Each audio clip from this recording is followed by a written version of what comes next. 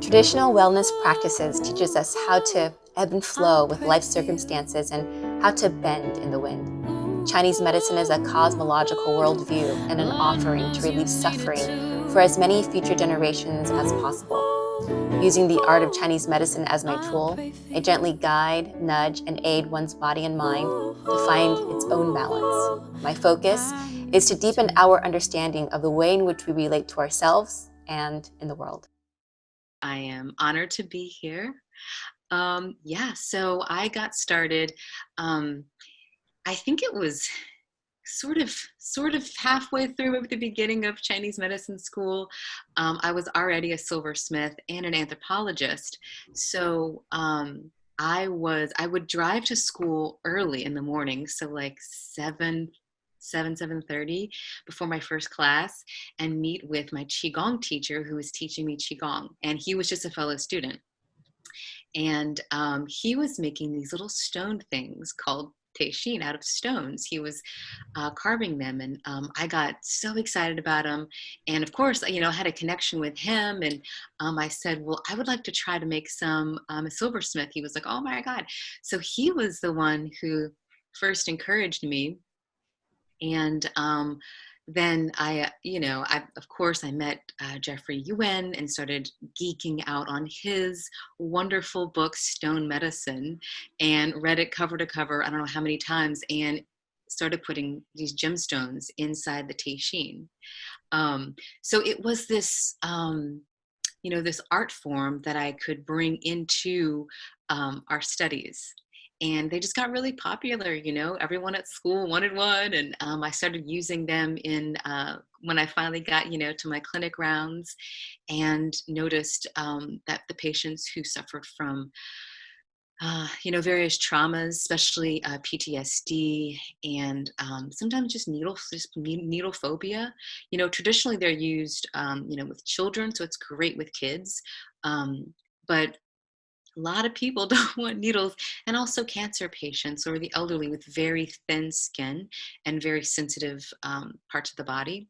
So it was this tool that I could bring to treat those guys as well, those people as well. I love how you have this fascination with Chinese medicine and just with incorporating a completely different modality into our practice.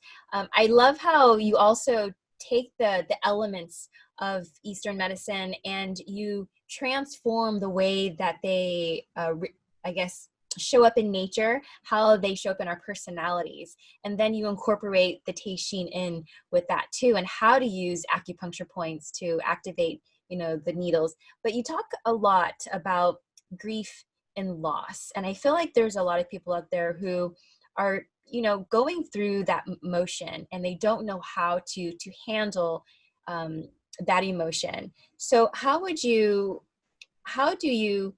let's see, create space around grief and loss to help someone move that energy with the teishin and with the information that you create in your course about money archetypes and the 5 elements? Yeah, that's a wonderful question. I do teach my clients and patients that they can use this tool. I'll bring it out here. This is the teishin. And so it's a very simple, easy to use tool. It doesn't hurt. And I teach them how we progress through the 5 elements, and how the 5 elements are archetypes, just as, Carl Jung developed archetypes. And these are phases that we go through, every day, every year. Of course, it cycles as nature does. So I always start with my clients in the water phase, and I've seen how that patterns upon the archetypes of the innocent and the orphan. And so each phase, breaks down into archetypes of light and shadow, and how, our innocent can come out and then our orphan can come out. It's sometimes often, it's called the shadow side of these metaphors and analogies of where we are in life, what phase we're in, right? And it could be hour by hour of the day. And so I saw how also these mapped out very well over the 5 stages of grief. And, there's always a hologram and a fractal, that's the universe we live in. And during the pandemic, just was thinking a lot about grief and doing a lot of online treatments. And so I would send my patients the ChiC, and we would over Zoom do the points together. And I, came up with a couple of points that were my favorite for moving through and processing grief. And I would like to, I'll share those here. I'll put some images here and share those with everybody. My top 2 points for processing grief. And would you like a quick demonstration of those 2? Yeah, I think that would be great because, I'm thinking, wow, what are everyone gonna think when they think acupuncture over Zoom? What is that gonna look like? So show us how would that look? Okay, great. And I'll just do a quick demo for you. So yeah, we'd be over Zoom, and I'm going to do what LI20.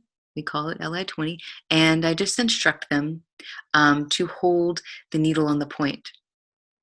So it's the point where the outside of the nostril hits your cheek here, and I teach about how to hold the ChiC with these 2 fingers. These are our 2 metal fingers, and metal is the element of grief.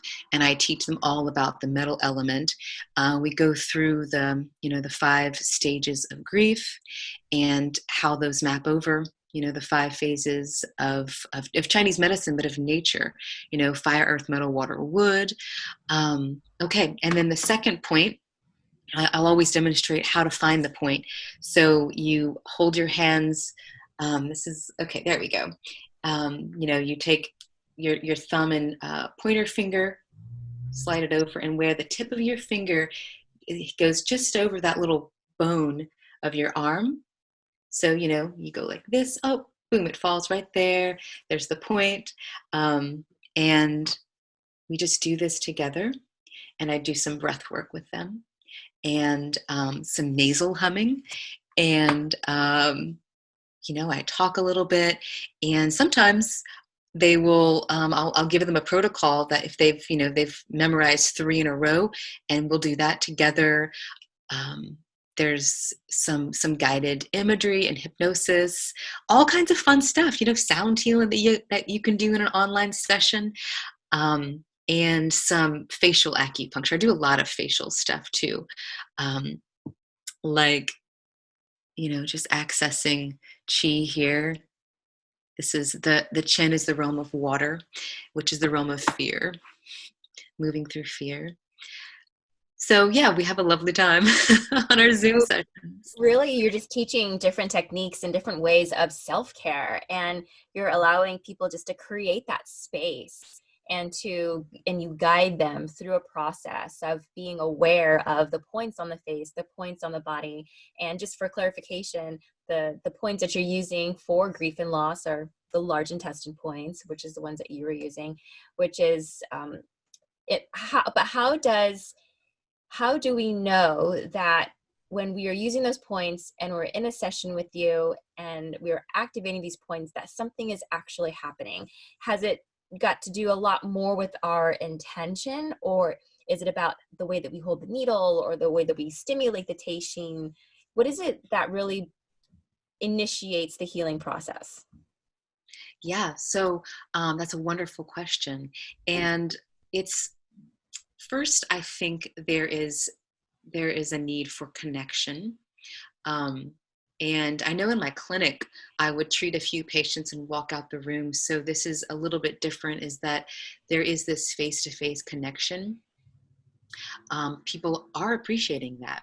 I thought there'd be a lot more people who would not like that, but there's the eye-to-eye connection is great, which was surprising, to be online and facilitate that. And the ChiC it connects heaven and earth. That's what these needles do.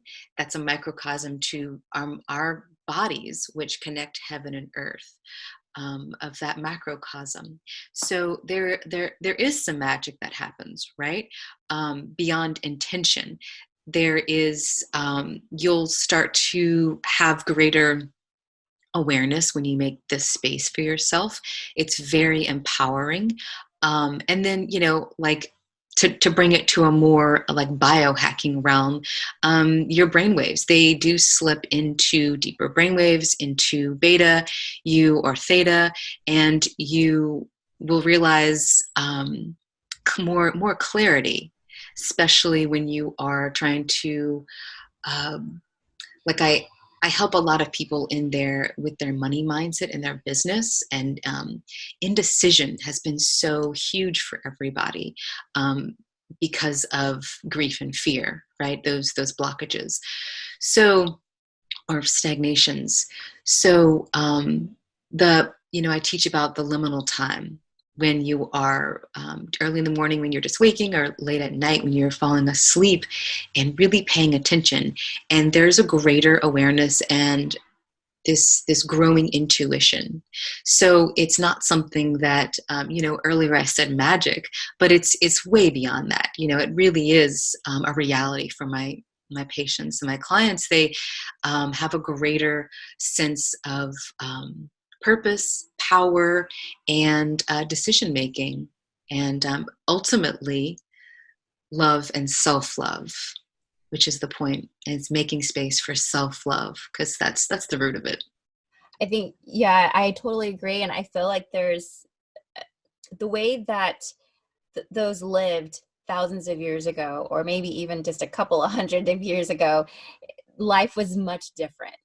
We lived in a society where we didn't have all of our devices around. We weren't always occupied with so many things that are going on. And so, we were kind of forced to create space for ourselves, and we didn't even have to give it a name. It was just what you did. What you did. So I think now would be a really great time to kind of like step into the history of Teishin, and, what is it about this Japanese technique, and how is it different from Chinese practice, and how did Teishin start? Is that a little bit overwhelming? I think that was like 3 questions in one. No, I got it. I love it. I love geeking out about it. So, yeah. So the Teishin, like you mentioned, is one of the oldest acupuncture needles, one of the original 9 needles from the Ling Shu, which is a classic text in Chinese medicine. And it became very popular with blind acupuncturists in Japan. And that was sort of like, that realm for a long time of it was the realm of the blind acupuncturists. That's like the mythology there. And one of my teachers is Dr. Bear, and he is a blind Japanese acupuncturist, and he solely uses the Teishin. And I traveled to study with him, and he is an amazing character. I love him. And yeah, it's just used extensively, not here in the States, but it's very popular in several Asian countries. And in China, right, it's the filiform needles, but they're actually a lot, and I've studied in China too, and worked in hospitals there, and they're longer and thicker than the filiform needles that we're used to, in the States. And some people say that there's like a constitutional difference, that the Chinese are just more sturdy and robust, and we're just like wusses over here in the States. And then some people say, oh, it's a matter of refinement and technique.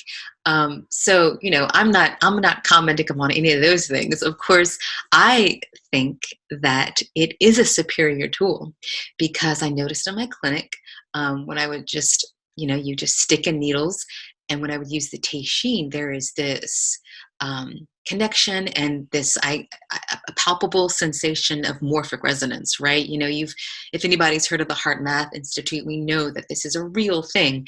When we're in resonance, and our heart, the waves that are emanating from us at all times. And I think the Teishi really helps evolve that and access that. So that's another part of the Teixin work that my patients and clients are experiencing is we don't ever make space to cultivate that, and so the tool really does help cultivate that space. And taking space for yourself is something that is just not valued, and so we gotta do that more. It's imperative.